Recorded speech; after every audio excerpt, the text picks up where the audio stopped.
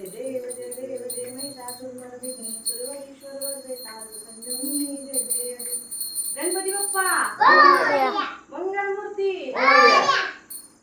गौरी विसर्जन करायचं होतं म्हणून मग आरती वगैरे करून घेतली आणि असं हळदी कुंकू वगैरे लावून पूजा केली. पण असं झालं की मुखवट्यांकडे बघितलं ना मला असं आतून म्हणजे असं खूप वाईट वाटत होतं. म्हणजे असं ना भरून आल्यासारखं, जसं की आता आपलं माहेरून सासरी जाणार आहे नाही का, असं म्हणजे आपल्याला थोडंसं फील होतं ना अगदी तसं. म्हणजे असं मला खूप वाईट वाटत होतं. एक तर आपली असते की 15 दिवस आधीच तयारी सगळी सुरू असते आणि परत 2 दिवसच गौरी असतात, पण आपली अशी लय अटॅचमेंट झालेली असते त्यांच्यासोबत. आणि ते आता उतरवायचे मुकुट काढायचे म्हटलं ना, म्हणजे असं मला असं वाटायचं की नको अजून थोडे दिवस ठेवूया गौरी, असं झालं होतं. आणि एवढं छान तुम्हाला माहिती आहे ना, आता घरात गौरी आली की वातावरण किती छान असतं आणि असं घर भरून दिसतं. आणि ते असं मुखवटे वगैरे काढताना ना अक्षरशः मला ना रडूच यायला लागलं होतात.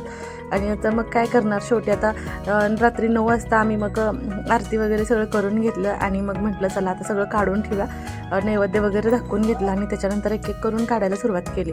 पण इथं बघा आरवचे पप्पा पण हेल्प करत होते. इथं आस्ताचं पण चालू होतं, सगळं डबल स्टिक वगैरे लावलेली काढायची होती. आरव दादा इकडून माळा काढत होत्या आणि इकडं ना आत्तीसुद्धा इकडं आता फराळाचं जे साहित्य वगैरे होतं तर ते आतमध्ये नेऊन ठेवत होत्या. म्हणजे आस्ता त्यांच्या हाताखाली सगळं देत होती.